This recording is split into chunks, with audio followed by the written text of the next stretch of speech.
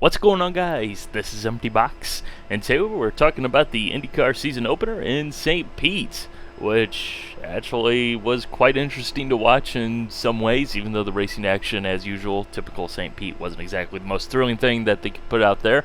But the storyline surrounding the race and the way the race played out itself was actually quite fascinating, and certainly a good sign for the coming season. The Penske Steamroller may need to be put on pause. Before I get into things a little bit more, I don't know if I'm going to do one of these videos for every single race. It just kind of depends. And obviously I will probably talk about other series as well as the season goes forward.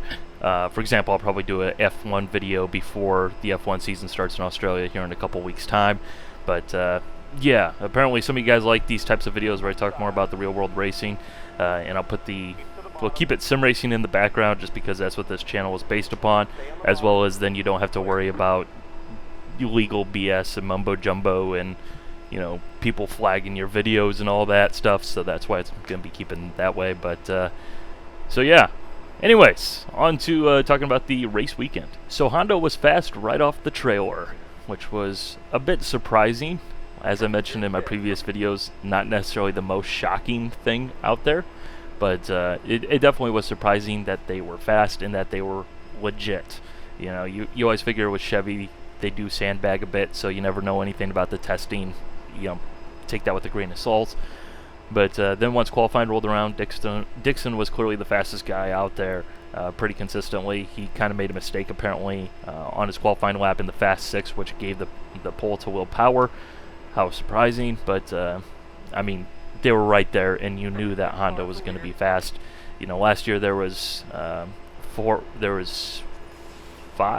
Chevys in the Fast Six with 1 Honda, whereas this year it was 4 Hondas with 2 Chevys. I mean, it is a total flip, to the point where people asked, how in the world is Honda so much better this year compared to last year, when there's not a lot of things that changed in terms of engine development, and then the aero kits obviously were frozen. And I think it's really a combination of two things. They might have found something with the engine, as well as probably something with the aero kits in terms of the philosophy going on there and optimizing it better.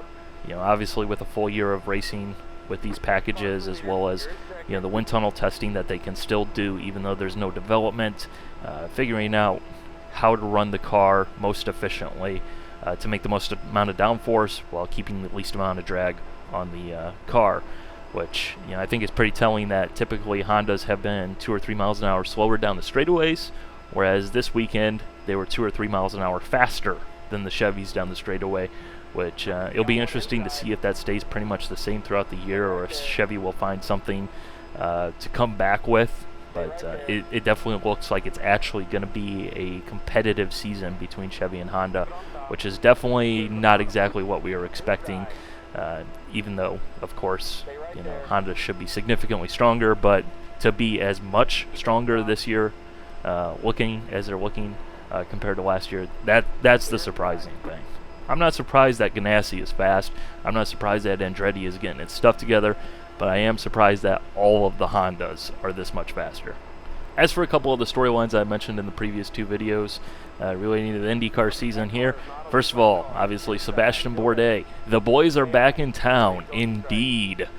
Marco Andretti, much better result this weekend than pretty much any time he looked like he was running on a street circuit last year and several last years, which, you know, if he can actually start putting together solid results on the street circuits in particular, which has been one of the biggest issues. I mean, he can drive on an oval, and I don't think anybody should doubt that. But he's been terrible on the street circuits. But here in St. Pete, he ran well pretty much all weekend. He did have an issue in qualifying, which set him back, but still a solid recovery for a solid result. And didn't look like a total fish out of water out there, which is pretty surprising and good sign. As well as brakes. Brakes were a big storyline over the course of the weekend. Bourdais actually stuffed up his outlap as he nosed into the wall on his outlap, locked up, and the brakes just wouldn't unlock, which I'm just going to go ahead and say that. I have a feeling that was not a driver error, because the way he nosed into the wall was pretty hilarious. It's like he stomped on the pedal and just stayed stomped on it. Which I also believe that Sato had a wreck in practice in the same area related to brakes. Ryan Hunter-Reay had total brake failure. And then Spencer Pigot, I guess, had a brake explode in middle of the race or something. Coming into his second pit stop, something went horribly wrong and they had to replace the brakes. So, yeah, continues to be a storyline. Brembo isn't exactly thrilled with the whole mix and match situation. And I don't think anybody's exactly thrilled about the mix and match situation going on, because brake issues are obviously a big issue. So we'll see if that is addressed before the next race at Long Beach. As for the race itself, pretty standard, pretty normal St. Pete. Yeah, the crash on lap 1, what else is new? Graham Rahal just forgetting how big the cars are apparently, and just asking for a little bit too much, forgetting that Charlie Kimball, Mr. Invisible, was there. And, well, it is Charlie Kimball. Even though he drives a black and bright green car, he still does tend to be invisible. And, well, that was that. Basically took a couple cars out of the running, which is actually quite unfortunate because Charlie Kimball was running pretty decently all weekend. So he might be a driver to actually pay attention to. He might scoop up a victory this year. Also, another driver to keep your eyes on, Spencer Pigot, which honestly I haven't really been too terribly high up on him. I know a lot of people are really huge fans of him and really expecting him to do good things because he's basically won everything within the Mazda Road to Indy, and you know, he should be a force to be reckoned with. But last year he basically was, again, kind of like Charlie Kimball, just invisible. He had good results, but he was invisible. He wasn't really doing anything too terribly impressive. He was just scooping up what he could. But before his issues in the pits, he was running really fast. He actually was up to 5th position, and he was passing cars out there. He was racing through the field. Unfortunately, ABC, being ABC, managed to totally miss it entirely. You know, when there was the gaggle of cars that was piled up behind Tony Kanaan, Pigot weaved through all of them and blasted off while everybody else was still bottled up behind Kanaan, but unfortunately we saw none of it. So good job, ABC. And then we come to strategy, which was the deciding factor in the race, and one that was a bit of a head scratcher.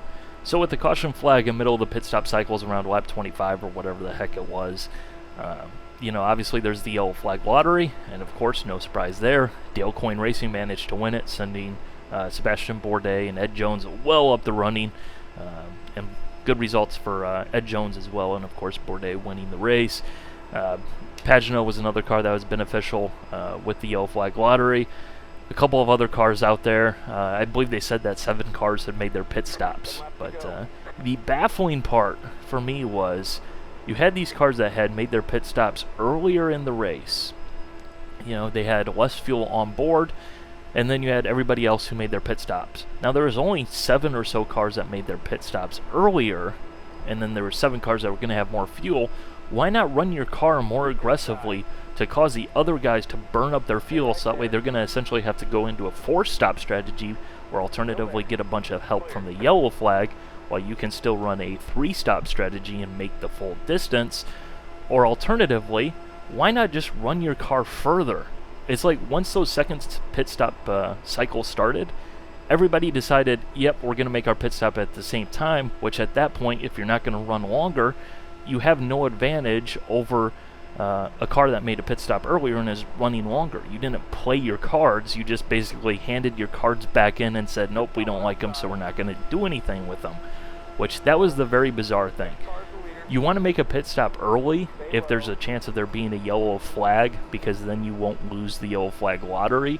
And it seemed like to me everybody was terrified of a yellow flag coming out, so they played a very conservative strategy, but in the meantime, they forgot that they needed to run fast enough to harass the guys at the front of the field to keep them from just running away from the field and winning the race, which is basically what they did. And then we come to Will Power's shenanigans late in the race. I don't know what happened here. I do not know. I can only assume that something had to break or something along the way, and that's just that, and we didn't hear about it because ABC didn't decide to tell us. But basically, with 77 laps done, so 33 laps to go, definitely a bit of a stretch, a long stretch to be able to make it from there. Comes in, makes his final pit stop, going to be short, so they ask him to save fuel. And he starts saving fuel by driving like 35 miles an hour. I mean, just incredibly slow out there, getting passed by everyone. It looked like he was out there for a Sunday drive, just going all nice and casual, chilling, driving around the track. Yeah, if you need to save that much fuel that you're getting passed by everybody, why not just come in, make a friggin' pit stop, and be done with it, and say, hey, look, we got Will friggin' Power. We got the fastest guy, the fastest guy in the series, basically, on a street circuit. Let's go ahead and say, you know what, Will? We need 33 laps of qualifying. Give it to us. We're going to make a pit stop, and we're just going to basically hope we salvage what we possibly can. If a yellow comes out, you'll still be on the lead lap. You know, depending on who decides to make a pit stop, who doesn't make a pit stop, it will actually play back in your favor. But instead, you try to not make a pit stop, and that actually ends up being far more costly than just making a pit stop and turning your driver loose. Very, very, very puzzling, to the point where that's why I say something had to break. Something had to break, and they just didn't say it.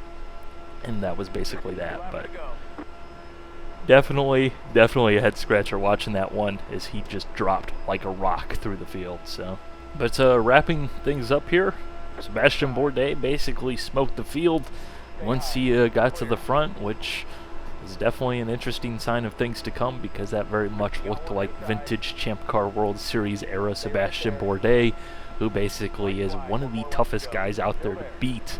If you remember back to Milwaukee a couple years ago, when he basically lapped the whole field, when the dude's on his game, the dude is on his game. So it'll be interesting to see if he can keep on his game, because if so, well, hey, maybe a Dale Coyne car can run up towards the front of the championship. Holy buckets, that makes no sense. Hope you guys enjoyed. Bye.